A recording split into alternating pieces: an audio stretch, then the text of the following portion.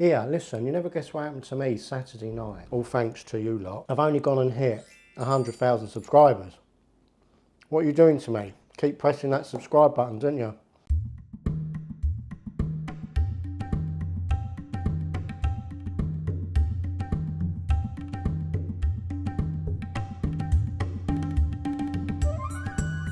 Welcome back to another episode of Al's Kitchen. So if you love curry, you've come to the right channel, because that's what I do, and I've been doing it for the past 10 years. Every kind of curry, authentic curry, British Indian restaurant style curry, you know, the ones with the lovely gravies. Curries in 30 minutes, one pot solutions. Don't forget to like and subscribe to the channel, and please press the notification bell, because that lets you know when I release something new. Thanks for following and watching, it is much appreciated. You know it means a lot to me. Right, so I'm gonna be lubricating my joints with a lovely drink. It's an Erdinger Weissbier from Bavaria.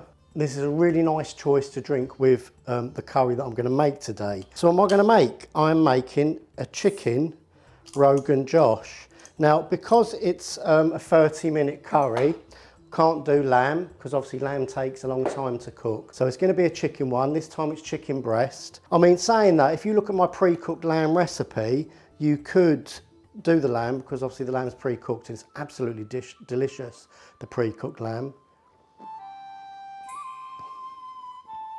Excuse me. Let that settle. Yeah, so you can use the pre-cooked lamb. I'll put the link in the description box below. Check it out. It makes the most succulent, tender lamb to go into any of your curries. Softer than a baby's bottom. Now remember, I caused a national shortage of vine-ripened tomatoes. I hope I don't have the same effect again this time, but if I do, so what? All it means is you've bought the tomatoes to make a lovely curry for your families and of course for yourselves. So I have one medium onion, finely diced. The onion was about 150 grams in weight. We're going to be using 3 tablespoons of ginger garlic mix. Now I'm using the frozen cubes, which obviously I've defrosted. But if you want to blend up some fresh ginger and garlic, blend it in equal measures, add a splash of water or oil so it becomes a bit of a paste, and you'd use 3 tablespoons of that. I'm using 900 grams of vine ripe tomatoes. Remember, because this is all about the tomatoes, get the best quality ones you can afford. I've tried this recipe with salad tomatoes, and yeah, you can do a job, but it's not the best. It's a little bit blander than it should be. You really want the flavour coming from the tomatoes. Onto the spices. I'm getting old, glasses are coming out, and so's the list.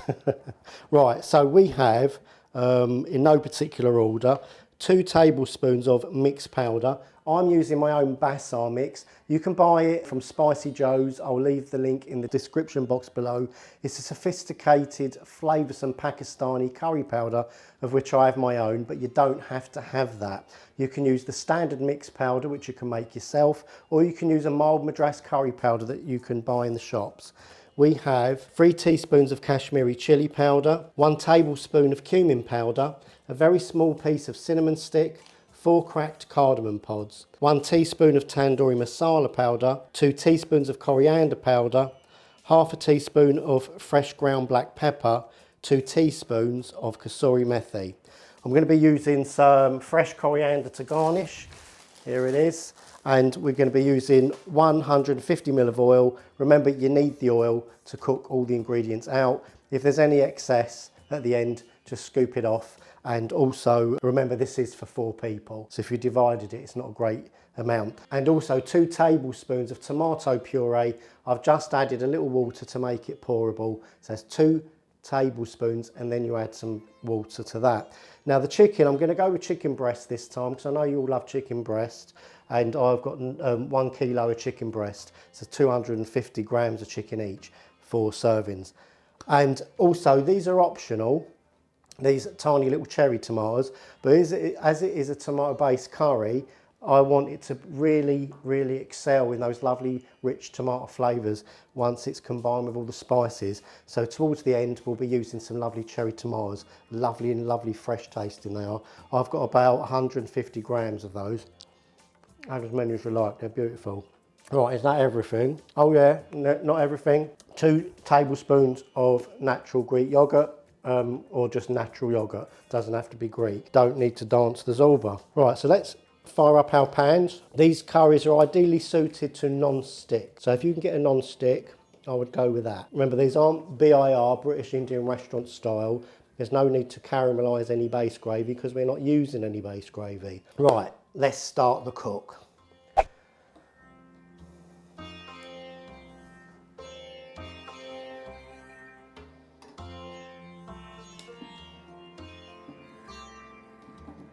Right, in goes the oil.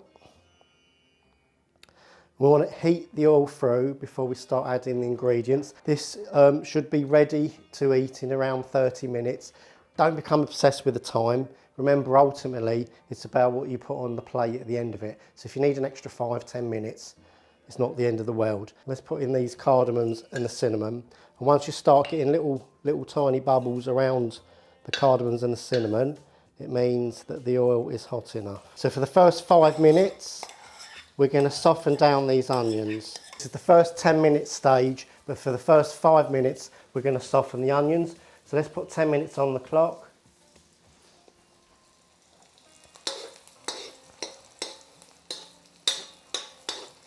I'll be back in 5 minutes. Right, so back at 5 minutes stage, you can see the onions have just started to brown off a little bit. That's exactly what we want it to be. Keep an eye on them, we don't want them burning, yeah? So now we're going to put in 3 tablespoons of the garlic and ginger paste. Remember, fresh is always best, or frozen. Please don't use the jarred stuff, it's got citric acid in it, which is going to give your curries a very horrible vinegary taste. That's perfect. Add all of the fresh tomatoes. Do you know what? It's absolutely amazing the way this one comes together. You would never believe what you get at the end. And that's the mystery and the magic of this curry. So let's just put all of the tomatoes in there. And what we're going to do, we're going to add the lid and then we're going to come back in 10 minutes. So that makes total cooking time 15 minutes. Right, so put the lid on, keep the lid on, and we're going to come back in 10 minutes. So that will make total cooking time to this point 15 minutes. All right, so that's the first 15 minutes done. And let's have a look. So all these onions and tomatoes should be nicely soft. So all we want to do now at this stage is, if you've got a potato masher, or you can do it with anything, just mash down the tomatoes. Do you remember we did this with the Pakistani chicken karai? And basically all the juice from the tomatoes are going to make the gravy. See, it takes about 40 seconds to get that right. So this is 15 minutes so far. And the next stage, it gets even better. So we're going to put in all the spices. Oh, with the spices, remember, I am obviously measuring them out in all these tiny little bowls for the people at home, so that you can see exactly what spices are going into the curries that I'm making. Obviously, when I'm cooking privately off camera, I'm basically measuring them all out into one bowl. So don't feel like you need to have them all out separately like this. So I'm going to put all the spices in a single bowl, which is probably what you would do at home. Obviously, if you like putting them out in these tinier measures, that's up to you. So all the spices are going in except the Kasoori Methi. So in go the spices. Give that a mix through. Now the colour's going to start to change as we've got that lovely Tandoori Masala, the deep red Kashmiri Chilli powder. And now we're going to put in the tomato paste. There you go. Give that a little mix. So that lovely Rogan-like, lovely laced gravy starting to look how it should. Right, so now is where the chicken goes in. So this has been cooking for 15 minutes. We're going to put all the chicken in, all the chicken breast, and mix that into the gravy. And the reason we're putting in the chicken at a late stage, because it's breast, it tends to dry out. Whereas if I stick chicken in at the start, I tend to like chicken thigh because it has got a nice texture. It's got a little more chicken fat in it. It goes down really nice. So now that's going to go on for 10 minutes. That makes total cooking time to this point 25 minutes. Another 10 on the clock. And I'll come back in 10 minutes and we'll see how it's all coming together, and then we will finish this curry off lovely. Right, I'm back. So this has been 25 minutes cooking in total. Shall we see what we got? Wow, look at that, isn't that beautiful? So now we're at the stage where you can relax a little bit. The job's done. Most of the assimilation has occurred. You've added all the ingredients and the curry is nicely cooking down. Right, so now this is the last 5 minutes, lid off, and now we're going to basically tinker it to perfect it. So what do we need to put in here then? So I'm going to put some Kasoori Methi in. Just rub it between the hands to make it a fine powder, and we're going to put in our cherry tomatoes. Because you know, Rogans, when you eat them in a restaurant and you eat them, you usually get semi-cooked, half-cooked tomatoes, and the salt. I'm going to put in half the salt now and save the other half until the end so I can tell what it needs. Oh yes, the last 5 minutes. So let's stick 5 on the clock. Oh God, I've done my best to keep to the timer. I wrote this recipe yesterday, last night in fact, when the house was quiet, and just thought like this is going to be an amazing curry. So that's it, we're just going to cook this down, put it on the highest heat, buno the dish, remember that term, buno or bunning the dish, which means to reduce it down thicker. Remember, buna is a process. I know in the UK we have chicken buna, lamb buna, but actually buno in a dish is a process. So when you reduce it down to produce more of a concentration of flavours, so the gravy left in your curry is nice and thick, semi-dry. Recipes vary though. Let's put in some coriander. Give that a stir through. And I'll tell you something else. I've noticed that these 30-minute curries that I do, they taste much better the next day. Something happens like overnight when it's been left in the fridge. It's like all the flavours just marry together. They really do come alive the next day. I mean, I tasted it at breakfast time. I was like, I'm taking that for lunch. That was actually the madrassa I'm talking about, the last video. Like I said, if you need the extra time, don't worry about it. Remember, you're cooking this to eat, so, but these are quick curries, you know, there's no getting away from it. So that's it, that's our 30 minutes completed. I've got a little bit more liquid than I want, so I'm going to reduce that down further. Flame out. Right, so remember I only used half the salt. I'm going to taste it to see whether it needs all the salt. It was only a teaspoon, so it's not a lot. It probably does. I'm going to guess that it does need the extra salt, but you can always add, but you can't take away. So I always err on the side of caution. Oh my God, that's beautiful. That is really good. Put that remainder of the salt in there. A nice mix. We're going to finish it off with the yogurt. Now, do you know what? This is a magic ingredient. I don't know what it does to these curries. I mean, it gives it a nice bit of body and it makes the gravy just nice. So I'm going to add 2 tablespoons. And you know, obviously, because this is a tomato-based curry, you might even want to add a teaspoon of sugar, because what sugar will do is it will reduce the acidity in the curry if your curry has some acidity that you don't want.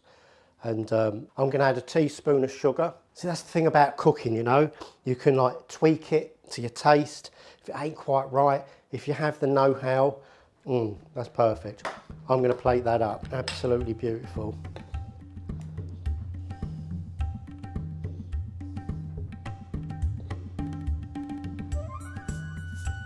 Job done. Wasn't that easy? 30 minutes. Took me about 15-20 minutes to prep. Well, you saw the rest. I tried to keep editing down to an absolute minimum. Now, that is a thing of beauty, isn't it? It's absolutely amazing that you can do these so quick. Do you know, when I started the 30-minute series, thinking like, should we use blended onion, chopped onion? Should we microwave the onion? Should we just fry it out? The truth of the matter is you can do any combination of those things. Do what suits you. Like I said, it's all about producing the results. If your curry's a little bit bitter at the end, who wants to eat it? So then maybe microwave your blended onions for 8 to 10 minutes and then fry them for the first 10, adding a little bit of time on. But you want to produce something good at the end. Otherwise, what's the point? That is amazing. That is really, really good. If you love Rogan, you're going to love this curry. It's an absolutely brilliant curry. Yeah, listen, you never guess what happened to me Saturday night. All thanks to you lot. I've only gone and hit 100,000 subscribers. Yeah! What are you doing to me? Keep pressing that subscribe button, don't you? Keep pressing the like button, leaving me comments and making me shoot up. You like watching me shoot up? And I joined the YouTube gods. I haven't got my award yet, my silver trophy. Apparently they're verifying the account to make sure I haven't cheated. I wonder who that's going to rule out in the future. Anyway, so when I get that, I will do a special thank you in dedication to all you lovely folk at home, my friends, my chef, my fans, whatever you want to call yourself. You're in my heart. You've made this journey an amazing one. This is for dinner later. I've actually got a friend coming over to sample this. I'm going to enjoy my evening. I hope you enjoy yours. Anyway, as usual, I'm Al. And I'm out of here. This is awesome.